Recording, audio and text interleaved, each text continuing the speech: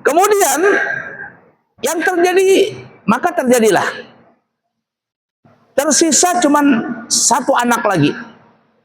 Disinilah timbul perdebatan.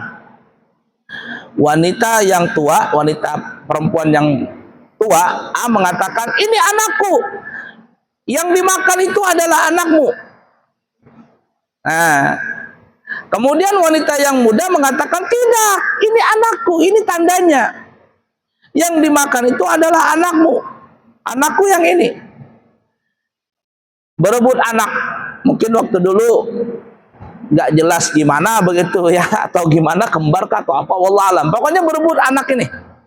Yang tersisa satu, yang satunya telah dimakan. Mungkin bertetanggaan kah atau bersaudaraan kah ini orang.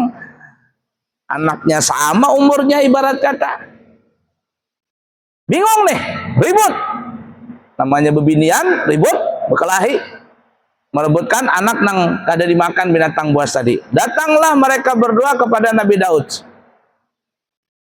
Mereka mengadu untuk dihukumkan. Siapa yang punya anak ini? Nang tuha, perempuan yang tua, A mengatakan, Nabi Sulaiman begini-begini kronologisnya. Dan ini anak saya, yang dimakan itu anaknya perempuan ini. Kata perempuan yang kedua, enggak, anak saya ini, yang dimakan tuh anaknya dia. Nah, akhirnya apa? Kata Nabi Daud, dah, anak ini anakmu. Nabi Daud menunjuk kepada perempuan yang tua. Perempuan yang tua. Tapi perempuan yang muda ini tidak terima. Tidak terima. Ah, ini anak saya, ini tandanya bla bla bla bla bla. Ributlah pokoknya gitu. Akhirnya karena mereka nggak puas, datang lagi kepada Nabi Sulaiman. Ayo kita datang kepada Nabi Sulaiman, kepada anaknya. Kalau cocok, Nabi Sulaiman mengatakan ini adalah anak nang tuha, oke, ambil. Tapi kita lihat yang mana yang bujur, diputuskan oleh Nabi Sulaiman. Kenapa ya? Karena Nabi Sulaiman diberikan ilmu hikmah.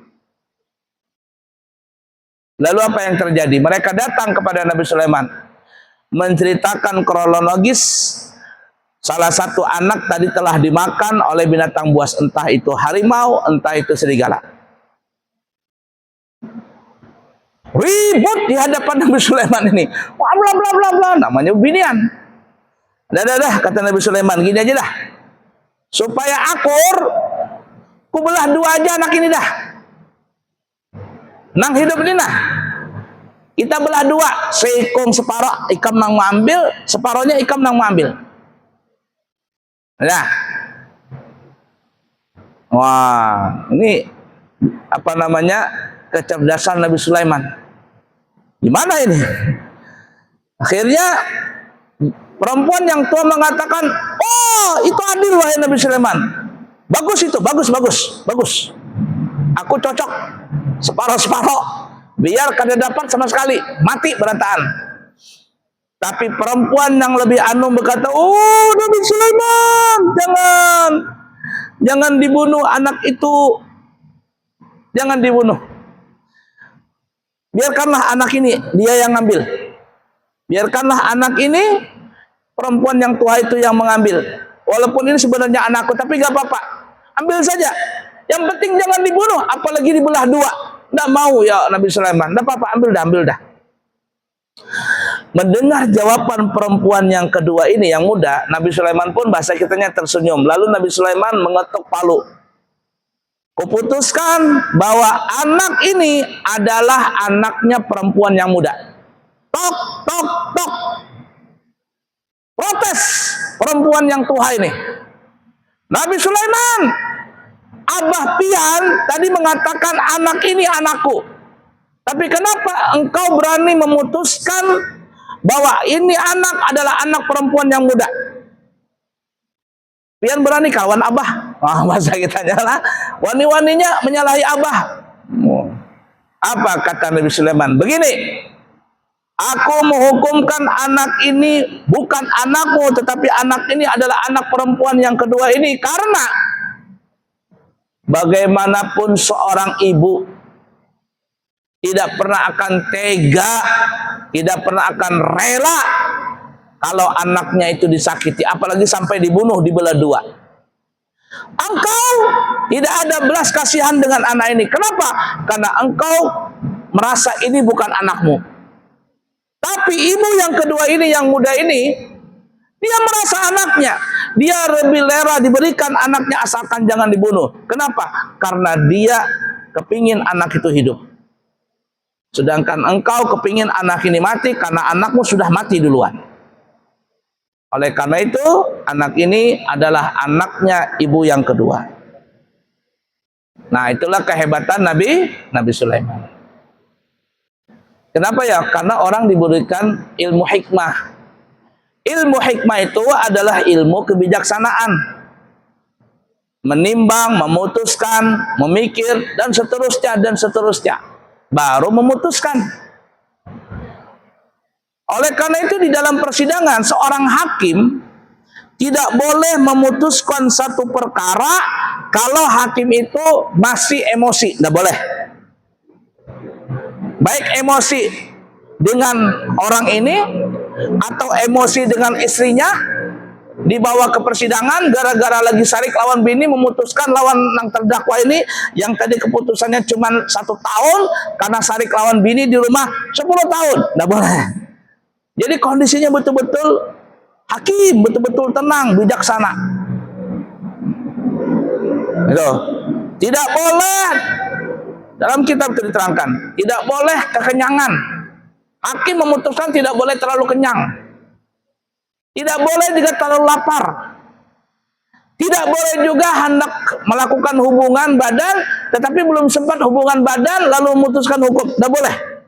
Jadi kondisi hakim itu betul-betul tenang. Baru dia boleh memutuskan perkara.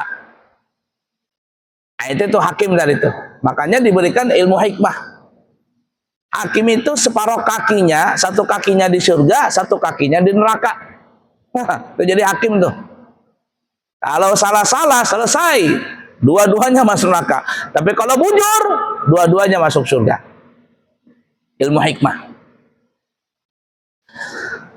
Dalam cerita Nabi kita, wallahu alam di mana riwayatnya, cuman kami pernah mendengar, masih ada waktu nih ya, dikit lagi.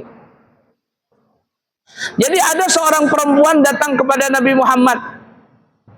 Dia bilang, "Ya Rasulullah," jar binian ini. Ada apa? Kuciak-kuciak bahasa kitanya. Jar binian ini, ulun hendak minta cerai lawan laki. Jar binian ini, minta bercerai. Kata Nabi Muhammad, "Kenapa? Laki ulun itu ya Rasulullah beribadah aja." Nah, ini yang suka beribadah ini kada bulik-bulik ke rumah. Bisa saring bininya. Ya Rasul, yang mana laki kam? Jar bina itu, nah ya Rasul, nang duduk di pojokan tuh rambut beringasan, jenggot panjang, kumis kada dipotong-potong, baju kada berganti-ganti. Oh, itu laki kam kah? Iya Rasulullah.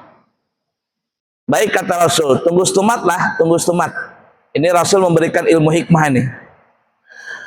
Kata Rasul, tunggu sebentar. Lalu Rasul memanggil orang tadi. Pulang tahu katanya. Bahasa kitanya nih ya. Iya ya Rasulullah.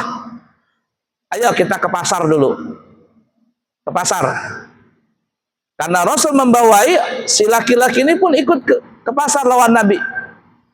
Lalu Nabi kita menyuruh orang ini untuk bercukur. Ya Rasul tuh masuk ke apa bahasa kitanya, barbershop apa tuh ya, tukang cukur, barbershop lah, bercukur situ. Rambutnya dibersihi, jenggotnya dibersihi, kumisnya dirapikan, ganteng.